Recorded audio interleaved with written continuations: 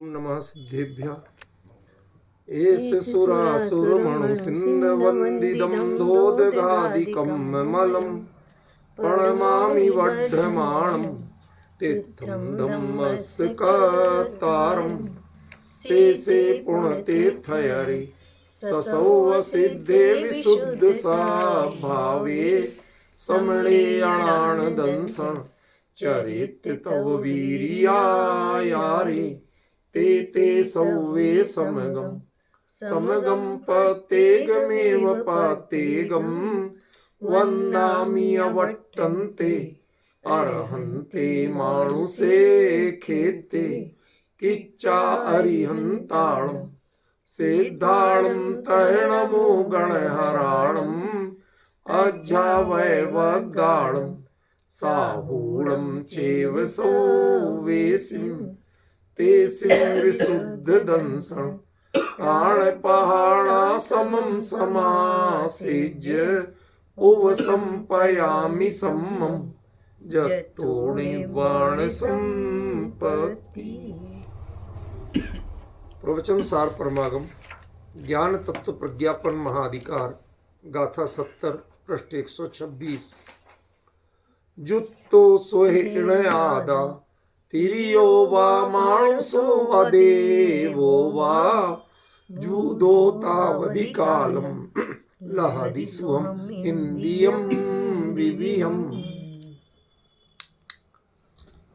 अभी थोड़े हम लोग ऐसी चर्चा कर रहे थे आपस में कि कब से प्रवचन सार पुनः शुरू किया था, पहली गाथा से, क्योंकि एक बार तो पूरा हो गया था, वो रिकॉर्डिंग के अभाव में दोबारा शुरू किया था ना, तो द्वारा शुरू किया और अब तो लगभग नियमित चलने वाला है।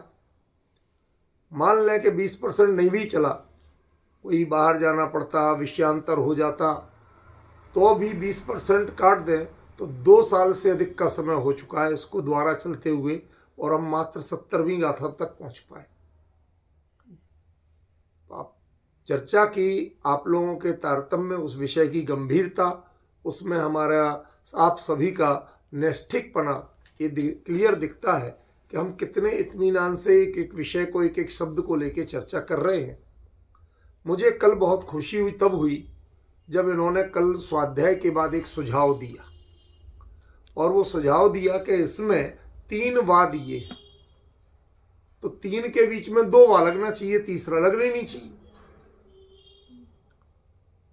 तो तीसरे फिर 4 के बीच में 3 वाद लगेंगे भाई, 2 के बीच में 1 अथवा, फिर 2 के बीच में 1 अथवा, फिर 2 के बीच में, तो चौथा क्या है? तो उन्होंने सुझाव दिया कि भूदो तावधि कालम, वो उतने समय उसको अथवा में लिया। एक बार तो मुझे लगा कि भाई अब इन्होंने बड़ी प्रतिभा का परिचय दिया, भाषा का, सभी का, पर मैंने कहा कि इतनी आसानी से चूक तो अपन से भी नहीं हो सकती, ध्यान तो हम भी पूरा देते हैं। फिर मैंने उस पर विचार किया तो वैसा नहीं था जो मैं बता रहा था कि या तो वाला है, या तो बाद में नहीं जुड़ता, या तो पहले जुड़ता है, या तो त्रियंच होगा, या मनुष्य होगा, या नारकी, वो देव होगा। ये जो बात है वही है। क्यों? क्योंकि इसमें महत्वपूर्ण शब्द है भूदो, ये होता हुआ, ऐसा होने पर, त्रियंच मनुष्य या देव होने पर तावधि कालम, तब तावधि कालम, वो तावधि कालम अलग से नहीं कि अच्छा दूसरा क्या दोष है, विचार करें, किसी के दोष निकालने की दृष्टि से मत सोचना, आप भी विचार करें, हम भी विचार कर रहे हैं। मैं विचार में कोई किसी को श्रेष्ठ और कनिष्ठ नहीं मान रहा। जिस समय शुभोपयोग में जीव व्रतादि कर रहा है उस समय इंद्रिय सुख ले रहा है क्या? ले भी सकते। देखो, पहले सोचो, जब आप व्रत कर रहे, ठीक है ना, जिस इंद्रिय सुखों से विरक्ति, उनको से बचना, भाई नॉर्मली यही होता है ना। चाहे हम पूजा कर रहे तो गर्मी भी होगी तो वहां मंदिर में एसी थोड़ी चलाएंगे, ना किसी के लगे हैं, जिनके लगे हो तो उन्होंने तो पूरा अपने ही को भ्रष्ट किया, समझे ना। तो ये जो चीजें हैं, ये धर्म की आराधना, शुभोपयोग की भी जो साधना है, ये शुभोपयोग की बात है, शुभ के उदय की बात नहीं।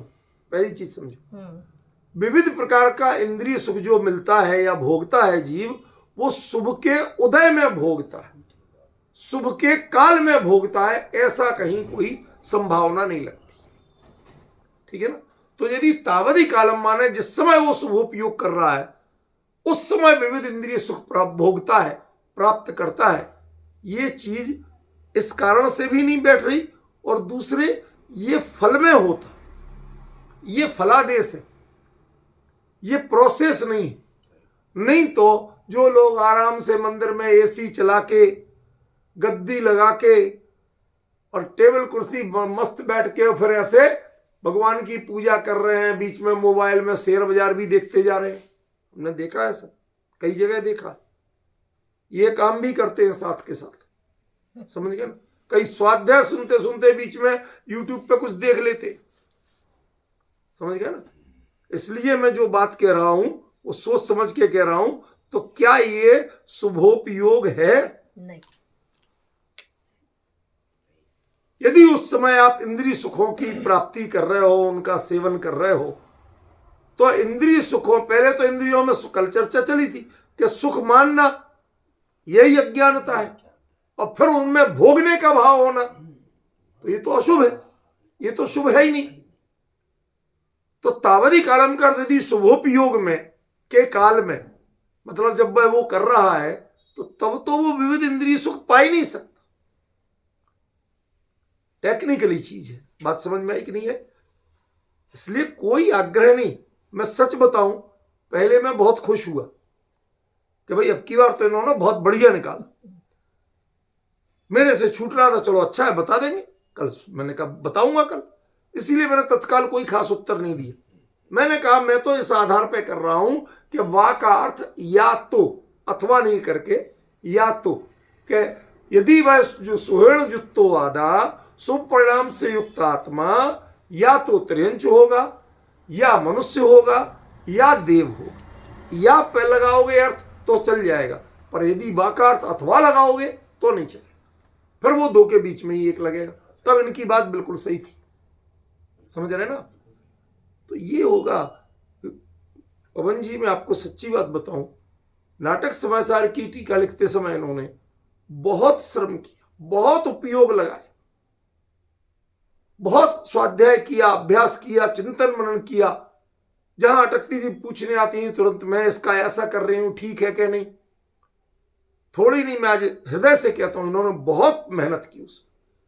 और सबसे बड़ी चीज, खाली परिश्रम नहीं की, वो उपयोग उस विषय में डुबोया पूरा, तब वो माल निकला, वरना इतना नहीं निकलता। तो मुझे लगा कि भाई जैसे नाटक समाचार तो हिंदी का था, उसमें इनने श्रम कर लिया, अपेक्षाकृत सरल भी था, प्रवचन सार बहुत गूढ़ है, पर इसमें भी इन्होंने इतना बढ़िया निकाल के दिया। मैं एक बार तो बहुत खुश हुआ कि कल मैं इस बारे में बताऊंगा, लेकिन चिंतन तो करना जरूरी था, परखना तो जरूरी था। कोई भी चीज एकदम से कह दो, क्षण में ये क्षण में वो, तो जो अपन ने चर्चा की। क्योंकि मैं एक बात आपको कहता हूं, यहां गद्दी पे बैठ के जब भी जितनी बात कही, आज तक तो हमें सॉरी बोलना नहीं पड़ा। आज तक कई बार कोई चीज निकल जाती है, मैंने कह दिया था कुंद कुंदाचार्य देव लोकांतिक देव हुए हों, बाद में जो अधिकार आया चरणानियोग चूलिका का, उसमें 3 गाथाएं ऐसी आ गई जिनमें सीधा सीधा नाम नहीं लिखा, पूरे लक्षण वो दिए, समझ गए। उस बहाने लोकांतिक देव का स्वरूप पढ़ा गया, पूरा घटित हुआ। तो कहने का मतलब है, कोई चीज जब निकल जाती है तो मैं ये मानता हूं कि ये गद्दी गणधर की गद्दी है, ये हमारा नहीं है, हम कुछ नहीं है इसमें। जो यदि आप समर्पित होकर चर्चा कर रहे हैं, चिंतन कर रहे हैं, तो वो वचन कहीं और से आ रहे हैं, आप ये मान के चलो। आप तो होंठ हिला रहे, हाथ हिला रहे और कुछ नहीं कर रहे। बड़ी ईमानदारी से स्वीकार करता हूं, मैं इसका कर्ता नहीं बनता। तो जब उतना तन्मय होके हम करते हैं, फिर भी यदि कोई सुझाव आए और सही निकले तो मैं तो खुशी होकर बताना चाहूंगा, बाकायदा नाम लेके बताना, भाई आपने बताया बहुत अच्छा। कल रात को 1 घंटे तक मैं खुश होता रहा कि इन्होंने इतना बढ़िया निकाला, मैं बहुत खुश हुआ। सच बता रहा हूं आपको, बिल्कुल ईमानदारी से करो, बिना मायाचारी। बहुत खुश हुआ विपिन जी में कि इन्होंने इसमें से इतना बढ़िया, जो यदि मैं चूक रहा था और निकाल दिया तो मैं बहुत खुश था। मैंने कहा कल इत्मीनान से बताऊंगा। फिर मैंने कहा कि इतनी बड़ी चूक तुमसे कैसे हो गई, ये विचार किया। हमने कहा कहीं ऐसा तो नहीं फिर से सॉरी बोलो। तो फिर से जो मैंने देखा कि आचार्य ने इसमें भूदो शब्द दिया और अन्वय में त्रियो भूदो, मानसो भूदो, देवो भूदो, तावधि कालम, उसके बाद में ऐसा होने पर उतने समय तक। तो वो क्लियर हो गया कि जो कल अपन ने आयुबंध की बात कही थी ये सारा वही है, दूसरा नहीं। बात समझ गए? देखो, हमें स्वीकार करना सीखना चाहिए। एक और बात है, गोमटसार जीव कांड में आचार्य रेमचंद्र सिद्धांत चक्रवर्ती ने जो बात कही वो उनकी नहीं है, वो प्राचीन धवला और सटखंडागम आदि उनमें भी वो चर्चा है, मूल परंपरा की है, वो उनकी नहीं है। उन्होंने तो अपने हिसाब से लिखी है। उसमें 27वीं 28वीं गाथा आती है विपिन जी। कभी आपको नहीं हो याद तो आगे के लिए याद कर लेना, गाथा नंबर 27-28। और ये मुझे क्यों दिमाग में चढ़े हुए हैं, ये घटना है 1978 की। कितने साल हो गए अंदाज कर लो, मुझे ज्यादा। जब मैं जयपुर में शास्त्री प्रथम वर्ष में था, ठीक है, उस समय जहाँ समाज के दबाव में, प्रेशर में आचार्य विद्यानंद जो थे उनका इस टोडल स्मारक में प्रवचन रखा गया।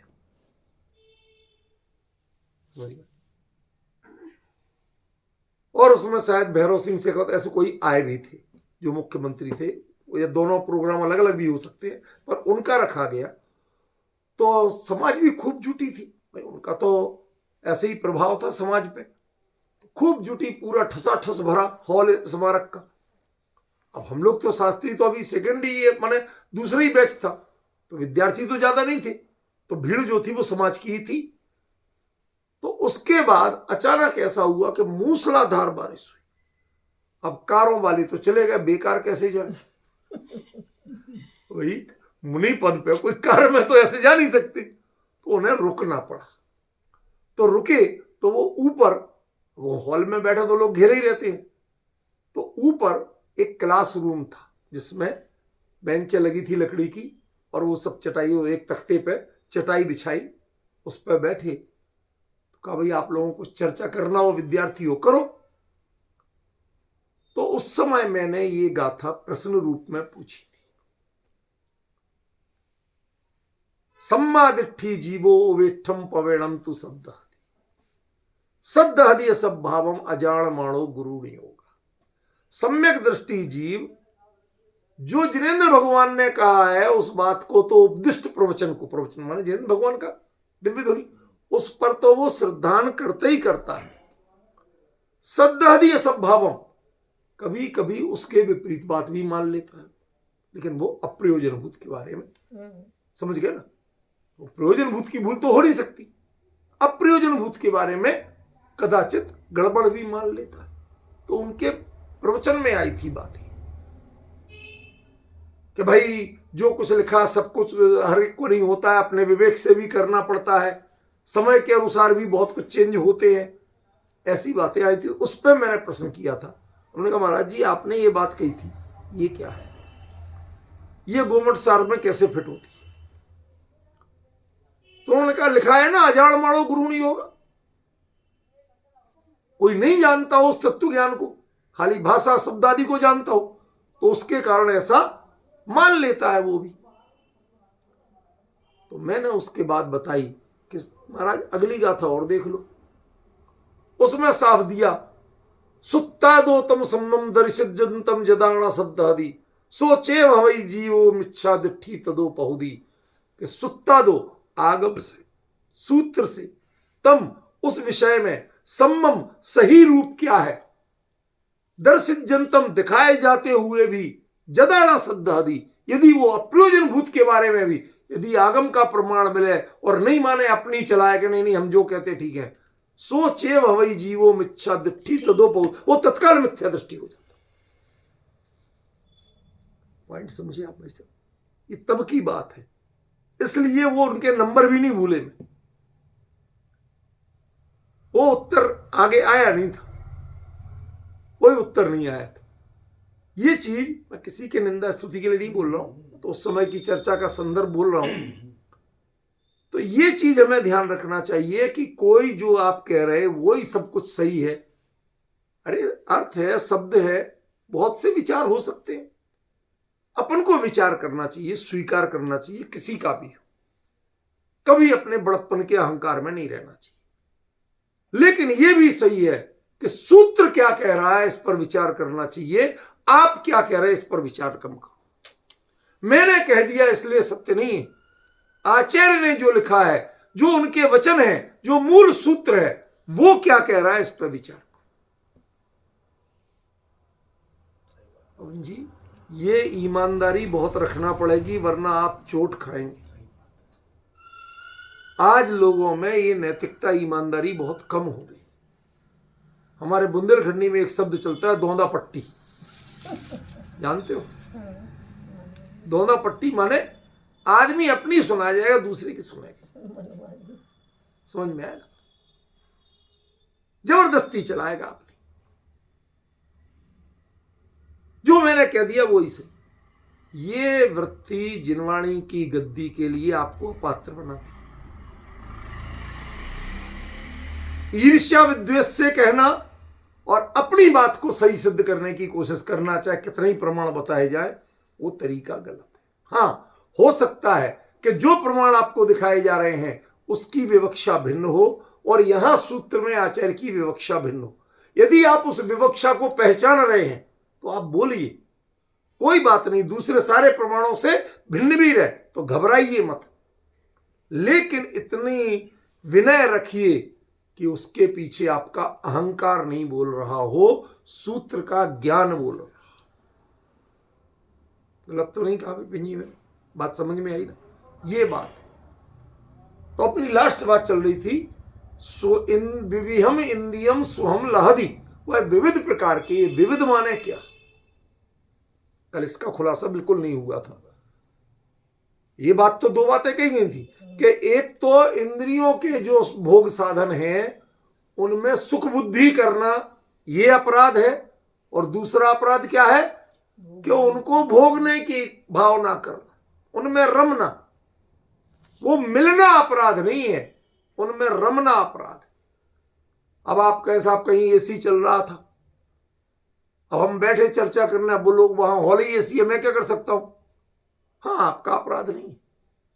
लेकिन आप कहोगे जो थोड़ा इसका टेम्परेचर और डाउन करो तो अपराध है। आप उसमें रम रहे हो, उसका एहसास आपको है, आपका उपयोग वहां है, वो आपको अपेक्षा लगने लगी, अब अपराध है। समझ गए? तो ये चीज हमें, इनकी चर्चा हो गई थी, एक शब्द छूट रहा था, वो था विविहम। इस पर चर्चा करने के बाद इसका स्पष्टीकरण अब जितनी देर में होगा, इस पर चर्चा करने के बाद फिर अगली गाथा पे हम आएंगे।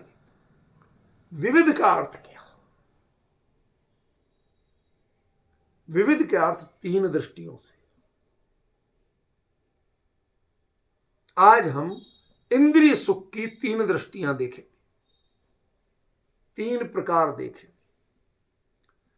एक साधनगत, अनेक प्रकार के साधन मिलेंगे भाई। कई लोगों को तीखे में जितना मजा आता है, वैद्य कहता है बीमारी के कारण मिर्च गुड़ तेल खटाई नहीं लेना। सही कह रहे क्या गलत? सारे वैद्य कहते हैं, पर आधी आबादी से पूछो कि जहां ये चारों चीजें नहीं है, खानी नहीं, बात बेकार है पार्टी। क्यों विपिन जी, गलत कह रहा हूं? मिर्च गुड़ तेल खटाई, ये चारों चीजें जहां नहीं है, चाट पकौड़ी खोमचे ऐसी चीजें नहीं है, आधी आबादी कहती बेकार था खाना। इन्हें पार्टी में मजा ही नहीं आता। और वैद्य क्या कहता है कि तुम्हारे शरीर में जितने विकार पैदा हो रहे हैं उसका कारण ये 4 है। अब उनकी प्रकृति क्या है और तुम्हारी पसंद क्या है?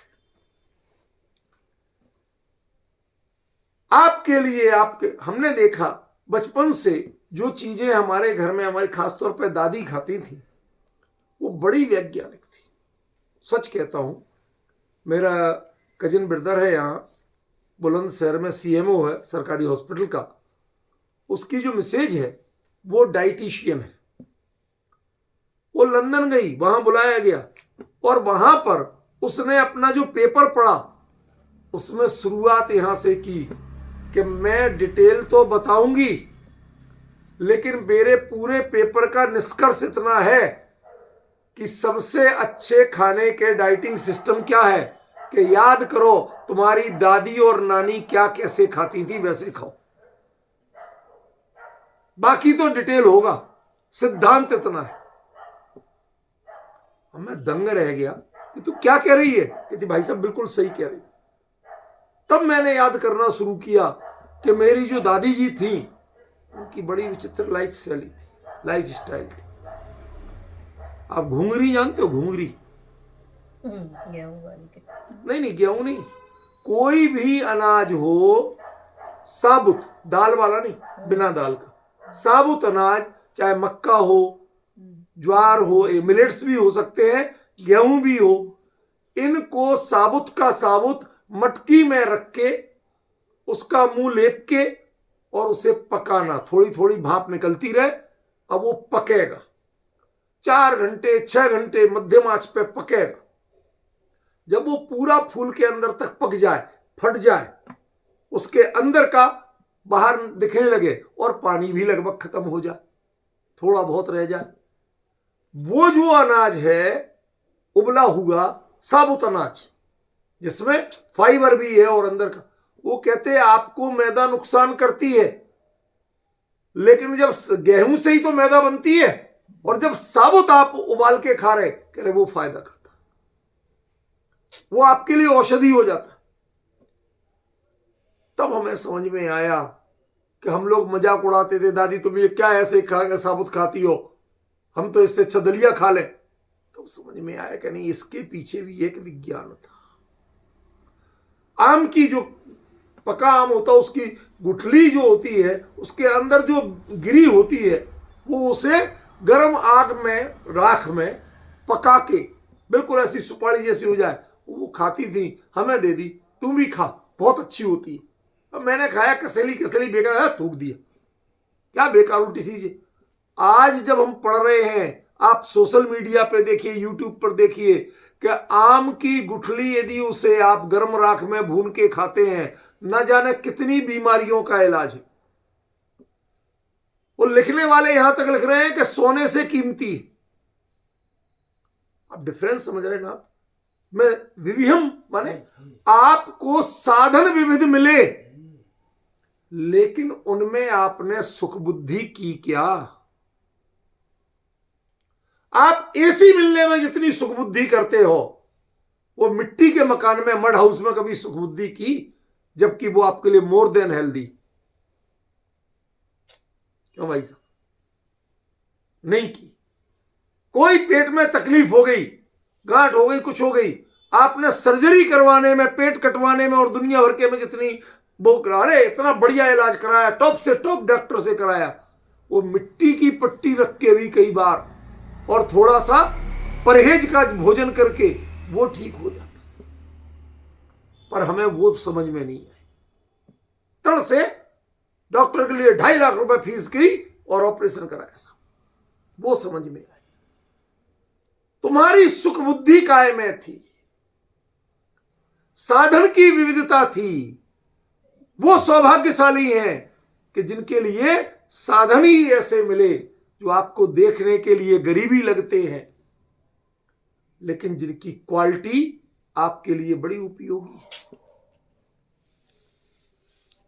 गड़बड़ी ये है कि वो ये बीच की जो दुराचारणी इंद्रियां है ना, मैं दुराचारणी शब्द बोल रहा हूं क्योंकि इन्हें अच्छी चीज पसंद नहीं आती, अच्छी चीज पसंद नहीं आती। तुम शरीर की पार्ट हो, शरीर के लिए जो हितकारी है वो तुम्हें समझ में नहीं आता, और जो अहितकारी है वो तुरंत समझ में आता। क्यों भाई साहब, होता कि नहीं होता? हमारे विपिन जी तो होता अनुभवी। क्या है ये विडंबना?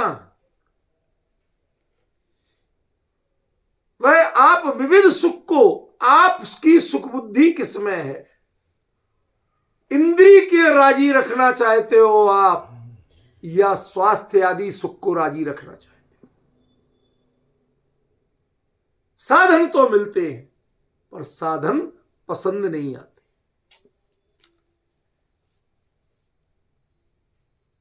सारे लोग समझाएं पर वो समझ में नहीं आएगा।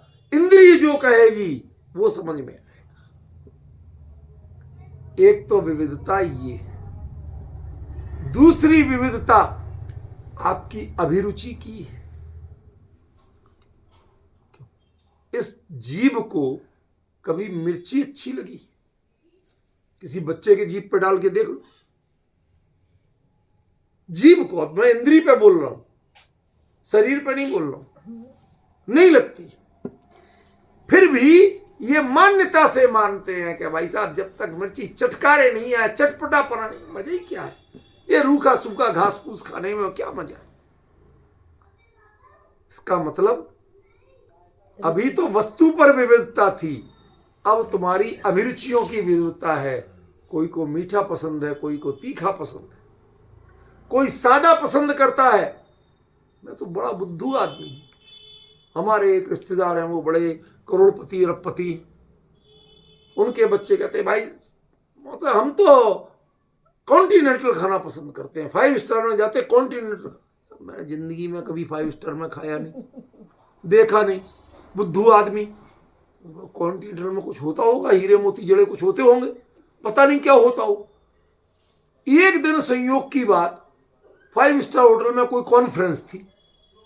अब कॉन्फ्रेंस थी तो लोगों के साथ था, तो एक जगह लिखा था कॉन्टिनेंटल फूड। हम देख तो लें भैया होता क्या है। ये माथा पीट लिया। सब चीजें उबली हुई रखी थी और नमक और काली मिर्च रखी थी, डाल लो। हमारे यहाँ तो उबला हुआ कौन खाए जब तक शौक नहीं लगे, मसालों का तड़का नहीं हो, घी तैरता नहीं हो, कोई खाने को तैयार नहीं। हमने की वाह वाह वाह, इसके लिए तुम कॉन्टिनेंटल कह के इतराते रहते थे। हमारे यहाँ भिखारियों का खाना है। हमारे यहाँ उत्तर माल हो तो कुछ कहते हैं भाई साहब पार्टी है, ये रूखा सूखा खाना हो। अब ये देखो अभिरुचियों का अंतर। हमारे विपिन जी कहेंगे साहब हमें तो ये उबला हुआ सबसे अच्छा, बड़े चाव से खाते। और बाकी घर ही में पूछ लो बच्चों से, कहते पापा तो ऐसे ही। सबके यहां मैं हम कहते, कोई अकेले आपकी बात नहीं है, घबराना मत, नाराज मत होना, न बच्चों को कहना, सबके यहां होता है। समझ में? आप तो ऐसे ही हो, ऐसे ही हो माने स्क्रू ढीला है आपका, समझ में नहीं आता आपको। जिस चीज में मजा है, देखो आप अपनी अभिरुचि से वस्तु का स्वरूप बदलना चाहते। पहले वस्तु साधनों पे था, दूसरा अभिरुचियों पे, और तीसरा कर्म चाल से विविधता होती है। जिसको जो चीज पसंद होती है नहीं मिलती, वो चीज या तो मिलेगी नहीं, और या बीमारी ऐसी हो जाएगी कि उसका विपरीत ही आपको पसंद करना पड़े। हमारे यहाँ एक गांव में थे, उनको लोग चिढ़ाते थे, चच्चा करेला का साग। इतना क्या दो, डंडा लेके पीछे पड़ते थे मारने के लिए।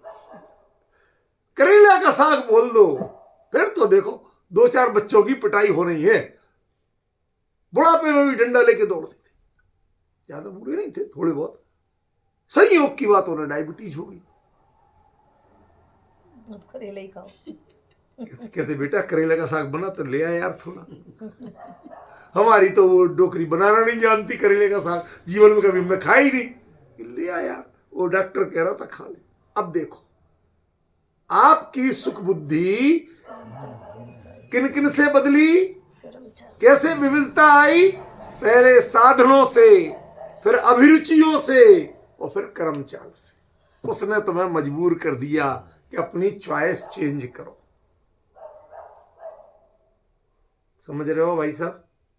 जब आचार्य ने विविध शब्द दिया तो समझो तो वो विविधता है क्या। समझ गए ना? ये बहुत गंभीर विषय है। आचार्य के वचनों के प्रति, सूत्र के प्रति ये आगम है, ये सूत्र है। हम जानते, जब आज सुबह मुझे एक भाव आ रहा था, मैं करना ही भूल गया। जो विपिन जी जो अभी मांडला बनाया था ना, मैंने कॉपर के थाल में मांडला बनाया था, वो मांडला पूरा धो दिया बाकायदा पानी से।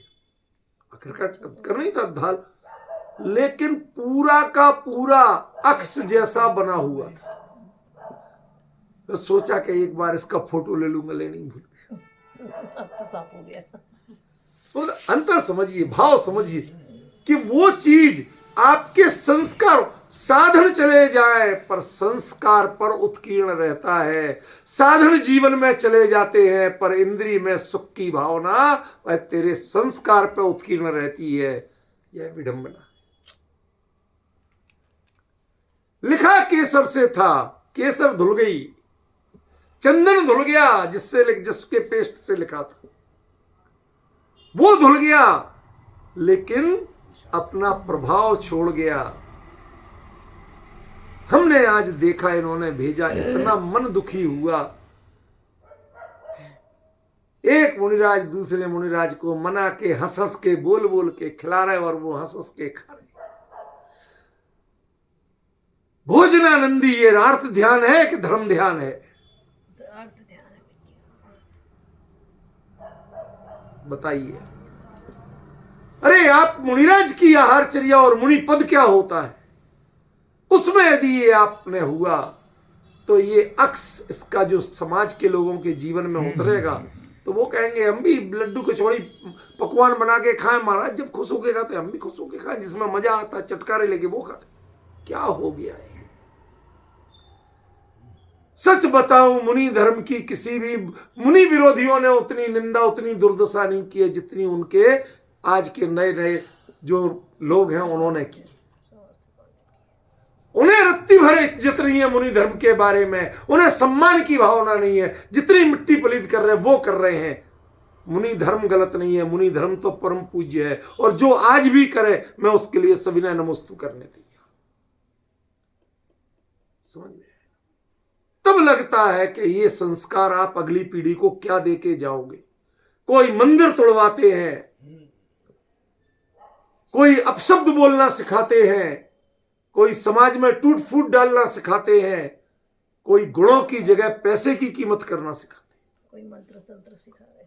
समझ रहे ना? चाहे ये मंत्र तंत्र जो जितनी चीजें हैं भाई, ये मुनि धर्म में निषिद्ध हैं।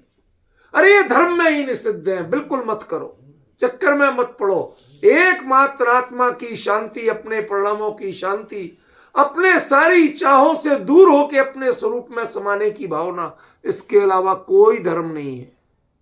ना खाना धर्म है, ना छोड़ना धर्म। क्यों? क्योंकि खाता भी पुद्गल है और छोड़ता भी पुद्गल है, छूटता पुद्गल से है, आत्मा में तो जाता ही नहीं है। समझ में है ना?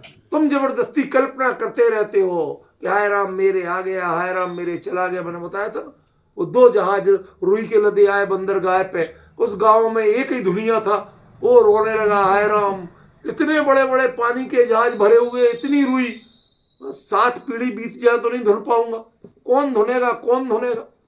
अगले दिन वो जहाज, अरे बाप रे, इतना बड़ा बिजनेस आया था कि 7 पीढ़ियों तक कमा के खाता, सारा बिजनेस चला गया। ये बावड़ेपन का कोई अंत है? संयोग और वियोग में सुख बुद्धि, इष्ट अनिष्ट की बुद्धि, कल्पनाएं करना, ये कल्पनाएं करना छोड़िए, कल्पना जीवी मत बनिए। आप चाहे मुनि धर्म हो चाहे श्रावक धर्म हो, ना श्रावक श्रावक का निभा रहे हैं, ना मुनि मुनि का निभा रहे हैं, उसकी मर्यादा सीखी। समझ गए ना? आप विविधम इंद्रियम सुहम लहदी, सब इंद्रिय सुख में पागल हुए पड़े, उसकी विविधता लेना चाहते हैं। मैंने देखा, एक सच बताता हूं, आज भरे भरे हृदय से कह रहा हूं, मैं किसी की निंदा के लिए नहीं कह रहा, स्वप्न में भी निंदा का भाव नहीं है मेरे। एक बहुत छोटा था, एक कोई मुनिराज ऐसी, तो वो चलते चलते, आज जैसे विहार कराने वाले को, पहले तो मुनिराज अकेले ही चल देते थे, अकेले ही कर लेते थे, अनियत विहारी है, ना किसी को डिक्लेयर करते, ना कोई प्रोग्राम होते, कहाँ जाना, जहां भाव हुआ उस दिशा में चल दी। आइडिया था नहीं रास्ते का, कहीं थोड़ा बहुत भटक गए होंगे, आ गए। तो 3 बज गए दिन के, जब तो पहुंच पाए। तो लोगों के जिनके चौके लगते उनको पता ही नहीं, कुछ हो गया। तो कहा भाई चौके उठ गए होंगे, सब हो गया होगा, हो सकता कोई ऐसा हो कि जो इतनी सी किशमिश और थोड़ा सा गर्म पानी दे दे, ठीक है, क्या कर, कोई आकुलता नहीं, हमें नहीं चाहिए पकवान। किशमिश भी कोई मेवे के रूप में नहीं, वो अग्निशामक, वो पेट की जो एसिड बढ़ता है ना, उसके शांत करने का उपकरण है, एक सहज सात्विक। ये कोई बड़ी भारी कीमती चीज नहीं, इतनी सी वो भीगी हुई दे दे और इतना थोड़ा सा पानी पी ले, हो गया, खत्म। मैं यद्यपि उनको सच्चे झूठे कोई प्रमाण पत्र, मेरे में सामर्थ्य नहीं है किसी को प्रमाण पत्र देने की, पर मैं एक बात बता रहा हूं, कहां वो सात्विकता थी, कहां वो निरभिमानता, सहजता थी। और आज तो चौका लगाना माने लोगों को टेंशन हो गया। रईस लोग भी जितने विविधतापूर्ण नहीं खाते, उतने विविधम इंद्रियम सोम लादी वाली चीजें वहां देखने को मिल रही। जब आप देश से बाहर का त्याग किए हुए हैं तो परदेसी फल कैसे खाते हैं भाई साहब? परदेसी मेवे कैसे खाते हैं आप? जानते तो हो ही आप, आपके चेले ही गर्व से बताते हैं। अंतर समझ रहे? ये बड़ी विडंबना हो गई। आप विविध इंद्रिय सुख के प्रति दीवाने हो गए हो, उसमें आपको रोटी से काम नहीं चलता, रोज रोज वही। क्यों? वो बीरबल था, वो कहता साहब हमें रोज नए व्यंजन चाहिए, अकबर ने कहा, लेकिन एक से दूसरा अनाज नहीं मिलेगा, उनकी चना दे दो, उससे मीठा भी बनता, खट्टा भी बनता, कड़वा भी बनता, नमकीन भी बनता, सब बनता। समझ गया? विविधता तो चाहिए, कहने को अनाज एक, लेकिन विविधता का अंत नहीं है। क्यों? क्योंकि उसमें आपने इंद्रिय के लिए सुख बुद्धि खोज रखी। तो जो इंद्रिय सुख भोगता है, इसकी लालसा करता है, उसमें तन्मय होता है, वो तो नितांत संसारी है, वो मोक्ष मार्गी नहीं है। चाहे किसी भी वेश में हो, किसी भी पद पे हो, वो मोक्ष मार्गी नहीं है। लिख के ले लो। समझ में आया पवन जी? इसलिए आचार्य ने क्या लिखा? विविहम इंद्रिय सुहम लहदी। ये प्राप्त करता है, अरे साहब भाग्य से मिला। ये भाग्य से नहीं मिला, तेरे दुर्भाग्य से मिला। पुण्य के उदय में जितनी सामग्री मिलती है वह मोक्ष मार्गियों का दुर्भाग्य होता है। यदि सौभाग्य से मिलेगा तो तीर्थंकर का समोसरण मिल जाए, वहां इंद्रिय सुख की प्रधानता नहीं, वहां तत्व की प्रधानता। ज्ञानी गुरु का समागम मिल जाए, आत्महित की प्रधानता होती है, वहां कोई भोग की प्रधानता नहीं। समझ में आया? वो ज्ञानी गुरु किसी के पीठ पे पिच्छी नहीं मारते हैं, महाराज जरा जोर से मारो ताकि कल्याण हो जाए। अरे जोर से मारना, एक जीव हो वहां, उसका वध हो जाए, ये तो दया का उपकरण है, संयम का उपकरण है। जीव दया की जगह तुम जीव वध का उपकरण बना रहे हो ऐसे। समझ रहे? बहुत विडंबना हो गई भाई साहब। अपरिग्रही महाव्रती मुनिराज, उनके पिच्छी के कलर, पिच्छी की साइज, कमंडलू के कलर और साइज, इसमें पहचान हो जाती है कि आचार्य का है, उपाध्याय का है, साधु का है, मेरा है, तेरा है। यह मुनि धर्म में कहीं गुंजाइश नहीं है। पिच्छी की साइज छोटी बड़ी होने से कोई मुनि छोटा बड़ा नहीं होता। क्यों विपिन जी? लेकिन आजकल ये हो रहा है कि नहीं हो रहा? कलर बदल जाए, वाइट पिच्छी हो गई तो बहुत बड़े हो गए साहब। आजकल फैशन चल गया है, घोर अज्ञान है और कुछ नहीं। क्लियर कह रहा हूं, जिनवाणी की गद्दी पे आगम के प्रमाण से करूं। मैंने तो जिनामना में मुनि धर्म की बुक में लिखा भी है साफ साफ। ये अज्ञान यदि छाया रहेगा तो मोक्ष मार्ग जीवन में कैसे आएगा भैया? समझ में आया? अब इसका विस्तार नहीं करते हुए अगली गाथा पे आते हैं कि इसी गाथा से अगली गाथा निकल रही है कि आप कहते तो महाराज के विविध इंद्रिय सुख को प्राप्त करेगा। माने मैंने तो बड़ा तीर मारा, बहुत इंद्रिय सुख प्राप्त करेगा। कैसे? मैं एक एग्जांपल देता हूं छोटा सा। क्या कि तो बढ़िया तर माल खाओ, दाल बाटी चूरमा ये राजस्थानियों का, और बढ़िया दबा के खाओ राबड़ी। क्यों? तेरे तोंद बढ़ेगी, तेरे शरीर मोटा होगा। आजकल सारे लोग परेशान हैं इन दोनों चीजों से, हैरान है। डाइटिशियनों से लेके फिजियोथेरेपिस्ट सबको पैसा देते रहते हैं। ये जितने जिम चल रहे हैं वो कोई अपने स्वास्थ्य के लिए नहीं चल रहे साहब। ये तोंद बढ़ गई भाई साहब, ये घटा दो। ये मोटापा बढ़ गया, ये घटा दो। वेट बढ़ गया, घटा दो। पहले इसके लिए करते थे। क्यों? कोई चीज की गांठ बढ़ जाए तो उपलब्धि है, वह विपत्ति है। ये पुण्य के योग में जो इंद्रिय सुख मिलता है विविध, ये विपत्ति है, संपत्ति नहीं। इसको प्रमाणित कर रही है अगली गाथा। इस गाथा में लग रहा था कि लहदी प्राप्त करता है भाई, हमारे पुण्य का उदय है। शान समझ रहे थे आप, अब अगले बता रहे हैं कि वो है क्या। पढ़िए। सोखम सहाव सिद्धम रत्थि सुराणम सिद्धमुवदेसे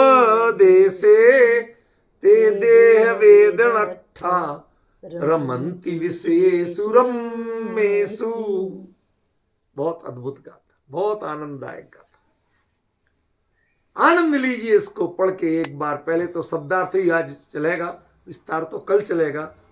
सोखम सहाव सिद्धम, सुख तो आत्मा के स्वभाव में सिद्ध है। आप बाहर में ढूंढ रहे हो, साधनों में ढूंढ रहे हो, सुख तो स्वभाव में है। इंद्रियों में सुख नहीं है, आत्मा के स्वभाव में सुख है। और तेरी मूर्खता क्या है कि तू इंद्रियों में ढूंढ रहा, भोग सामग्री में ढूंढ रहा। सुख की परिभाषा इंद्रियों से पूछी जाती है। आजकल हम बहुत सी परिभाषाएं ऐसे लोगों से पूछते हैं जो खुद ही अनपढ़, उन्हें उस बारे में काका का नहीं पता, उनसे हम पूछने जाते हैं। इंद्रियों से सुख पूछ रहे भाई साहब, तुम्हें मजा किस में आता है? कहते भले आदमी, इन्हें खुदा कर नहीं है, जड़ है ये, इनमें ना ज्ञान है ना सुख है। सुख तो आत्मा के स्वभाव में सिद्ध होता है, इंद्रियों में सुख सिद्ध नहीं होता है। रत्थि सुराणम्पी, जिनके पास सबसे ज्यादा पुण्य का उदय मौजूद है, ऐसे देवताओं के भी सुख नहीं है। जो यदि स्वभाव से बाहर है, साधनों में या इंद्रियों में खोजता है, ऐसे देवताओं के भी, जिनको सबसे बढ़िया बुढ़ापा आता नहीं, कोई चीज मांगना नहीं, कमाई करना नहीं, नौकरी धंधा करना नहीं, सब कुछ मिलना है जन्मजात, उनके भी सुख नहीं है। सिद्धम उपदेशे, ऐसा तीर्थंकर परमात्मा ने अपने उपदेश में, दिव्य ध्वनि में क्लियर प्रमाणित किया है। सिद्ध माने प्रमाणित किया। अब उन पे भी तुम्हें भरोसा नहीं है तो बात दूसरी। दो टूक निर्णय दे दिया। रत्थि सुराणम्पी, जिन देवताओं के लिए तुम बड़ी महिमा करते हो, देवगति मिल जाए तो मजा आ जाए, कहते उनके कोई सुख नहीं है, देवत्व में सुख नहीं है। सुख तो अपने स्वभाव में है। जब तक वो देवत्व की उपलब्धियों में रमेंगे वो दुखी हैं, और जब जिस क्षण स्वभाव में जाएंगे तो सुख। देवत्व की उपलब्धियों में सुख नहीं है, समझे? तो क्यों वो इतने विषय भोगते हैं? कि ते देह दे वेदन अट्ठा, उस शरीर की वेदना से व्याकुल हो गए। रमंती विषयेषु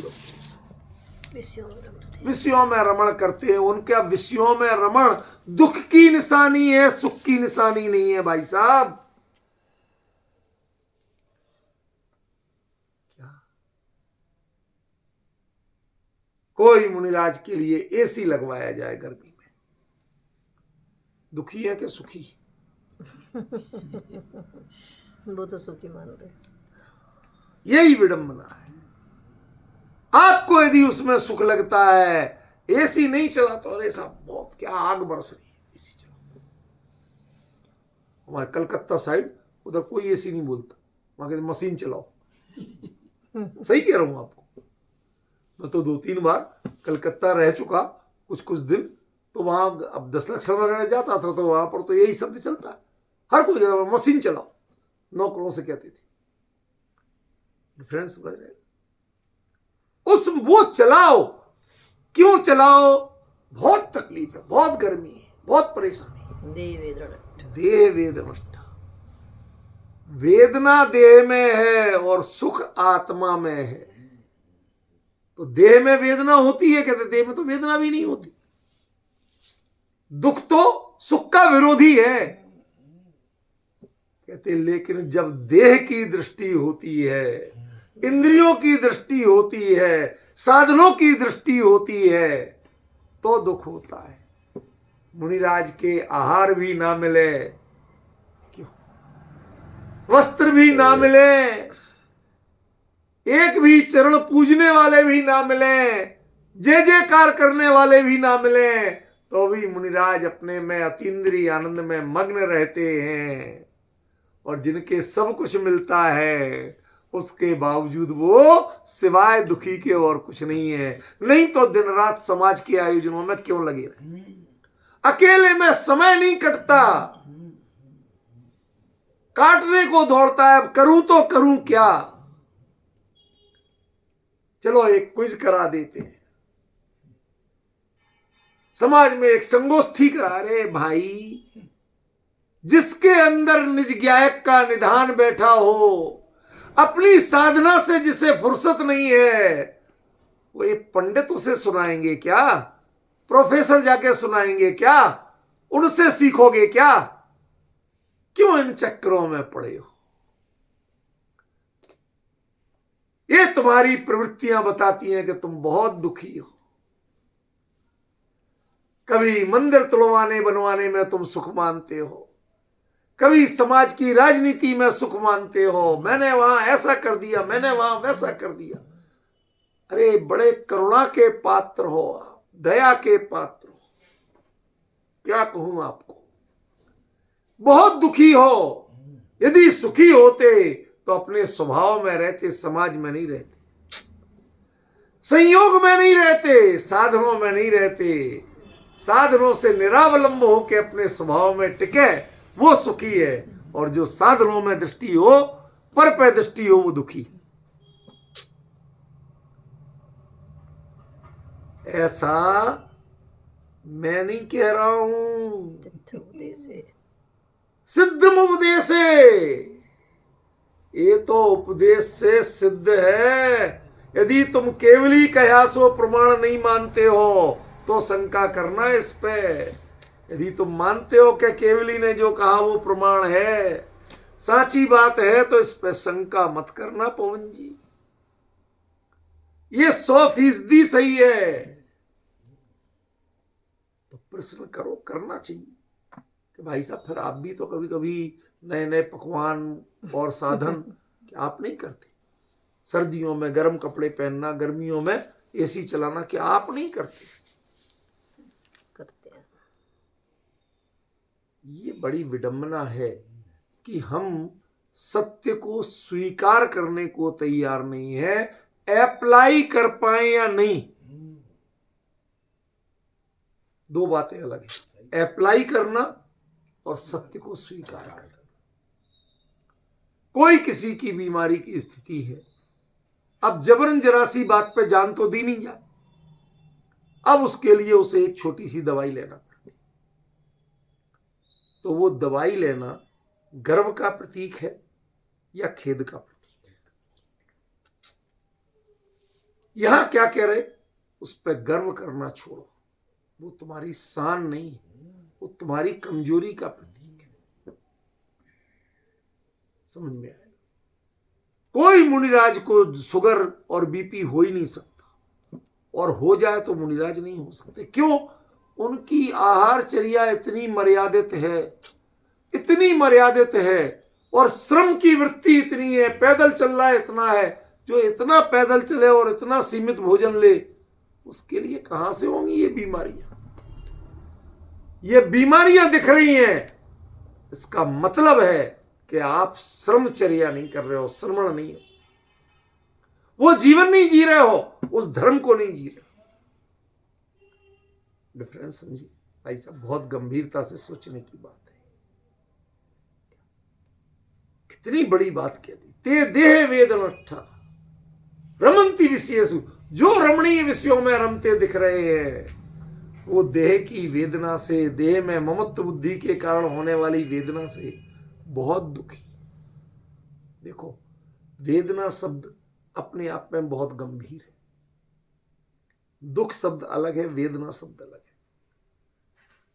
वेदना कई बार ऐसी चीज होती है कि जो भोगते तो है लेकिन कहीं नहीं जाती। दुख तो कहा जाएगा क्योंकि वो कहने योग्य है, लेकिन वेदना कहीं नहीं जाती, सिर्फ भोगी जाती। वो पता चलता है कि हाँ ये आदमी बड़ा परेशान, बहुत परेशान है, बहुत वेदना में है। जो जिस वेदना से गुजरे ही नहीं हो, वो कैसे पहचानेगा? ये ज्ञानी आचार्य कहते हैं अज्ञान अवस्था में जो ये सब काम हम भी कर चुके हैं, उनकी वेदनाओं से भली भांति परिचित हैं। एक बार निर्भर होके जीना सीख लिया तो इन वेदनाओं से छुटकारा मिल गया। अभी तक निर्भर होके जीना नहीं सीखा। घर गृहस्थी, पद प्रतिष्ठा सब चाहिए, जितने भार सिर पे रखोगे तो देह वेदनष्ठा रहोगे। जितने रमणीय विषय चुनोगे उतने देह वेदन, वो आपकी प्रतीक है कि आप बहुत दुखी। भले ही देव हो गए, देवियों में रमते हो, प्रविचार के कितने भेद कर लिए, तो जो मना प्रविचार है तो क्या वो सुखी हो गया? अरे मन में भी सोच के भाई भोग का भाव तो वही कर रहा है कि कुछ और कर रहा है। विपिन जी, यहां भी मना प्रविचार वाले बहुत है। नाराज मत होना मेरी बात।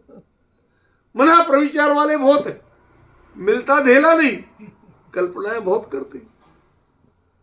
ये जितने पिक्चरों में देखने जाते हैं, गरीबों के बच्चे झोपड़ियों में रह रहे, कहीं से भी चोरी करके पिक्चर देख रहे। क्यों?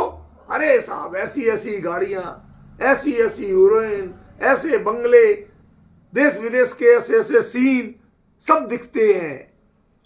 क्यों जाते हो भैया? कुछ मिलता है? मना प्रविचार के लिए जाते हैं। उस समय सोचते हैं कि शायद हम ही यहां घूम रहे, हम ही ऐसा कर रहे हैं, और कई लोग वहां जाके भी रत्ती भर मन नहीं लगता, उसमें कोई रुचि नहीं होती। क्या है, बेकार की बात है, छोड़ो।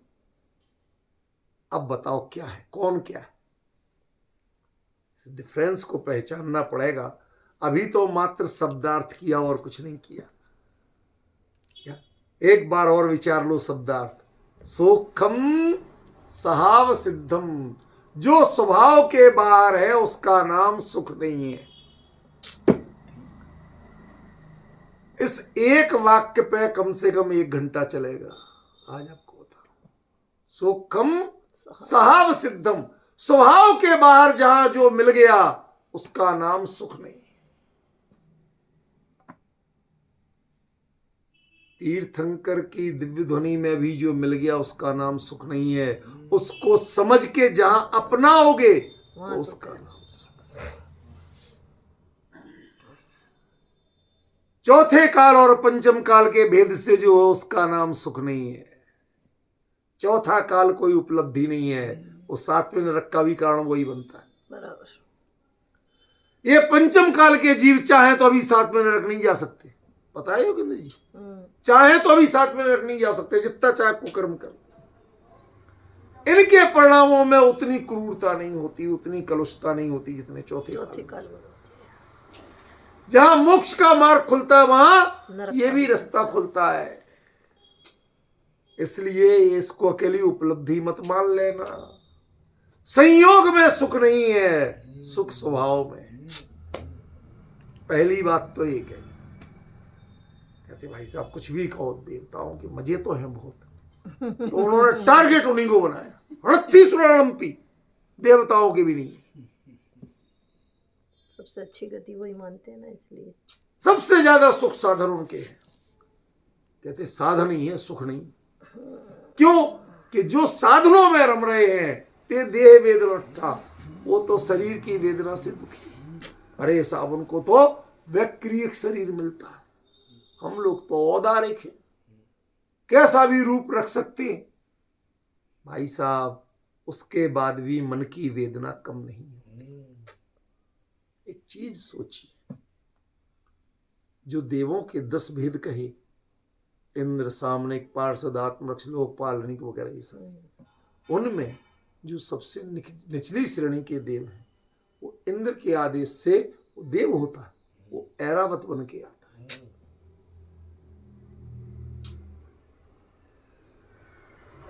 अब जो आदेश के कारण जिसको त्रियंच रूप धारण करना पड़ा, कुछ तो नहीं होगा, और इंद्र उस पर बैठ के आ रहा है, वो जन्म कल्याण कितना मना पाता होगा ये बता दो। मेरा प्रश्न ध्यान देना। कहीं लिखा पड़ा आपने कि साहब ऐरावत जो बनता है वो अगले भाव में मोक्ष जाता, ऊपर बैठने वाला इंद्र तो जाता लेकिन ऐरावत जाता? क्यों? वो भगवान से जुड़ता है और इसकी पीठ पे भगवान बैठे हैं, पर ये भगवान से नहीं जुड़ पाता, उन भावों से नहीं जुड़ पाता। अब डिफरेंस ख्याल में आ रहा? साधन तो है, वैक्रियक शरीर है, कुछ भी बन जाओ। होने को तो घोड़ा हम भी बनते हैं, बच्चों को बिठाते हैं, लेकिन वो घोड़ा बनना और क्लास में मुर्गा बनना, इन दोनों में अंतर होता है कि नहीं होता है विपिन जी? बहुत अंतर है। बच्चे के लिए घोड़ा बन के पीठ पे बिठाना वो आप खुशी से करते हैं, किसी की गुलामी नहीं करते। और वो ही बेटा यदि बड़ा होके कहे कि पापा घोड़ा बनो, हमारा बेटा बैठेगा आपकी पीठ पे, नहीं बने। अब वेद देह वेद, अब जो पीड़ा होगी बन भी जाए, लेकिन बेटे की हुक्म के कारण बने तो अपार पीड़ा है, अपार वेदना है। और अपनी खुशी से बने तो परिणति की जाती है। समझ रहे हो? वो देवों में भी कितनी वेदना है आपको पता है। तन की वेदना उतनी बड़ी नहीं होती जितनी मन की वेदना बड़ी है। साधन उन्हें मिल जाते हैं, लेकिन साधनों का उपयोग उनकी अपनी मर्जी से सब कुछ नहीं होता है। इंद्र की मर्जी के बिना कुछ नहीं कर सकते। समझिए, हर एक की अपनी अपनी भूमिकाएं फिक्स हैं। तो द्वारपाल है तो द्वार पे ही खड़ा है। समझ गया? ये चीजों का अंतर समझो। इसलिए कहा अड़थी सुराणम्पी, देवताओं के लिए भी वो उपलब्धि नहीं है। यदि उपलब्धि मानते हो तो धोखा है आपका। ऐसा सिद्धम उपदेश, ऐसा तीर्थंकर परमात्मा ने, केवली भगवान ने फरमाया है, ये स्वीकार करो। ये देवों के चक्कर में मत पड़ना। अन्य लोग कहते हैं स्वर्गार्थम यजेत, स्वर्ग जब पाने के लिए यज्ञ करो। यहाँ कहते हैं मोक्षार्थम त्यजेत, मोक्ष के लिए सबको छोड़ दो। सही बात है। बिल्कुल भिन्न दिशा है। वो देह की वेदना भोगते हैं सब कुछ जुटा के भी, और हम सब कुछ छोड़ के भी स्वभाव की शांति का अनुभव करते हैं। ये धर्म का अंतर है। उनके धर्म में साधन जुटाए जाते हैं देह की अनुकूलता के, हमारे धर्म में देह की अनुकूलता के साधन छोड़े जाते हैं। अपने स्वभाव में रहना है, देह को थोड़ी राजी रखना। ये मर्म है। विशेष चर्चा कल करेंगे समय।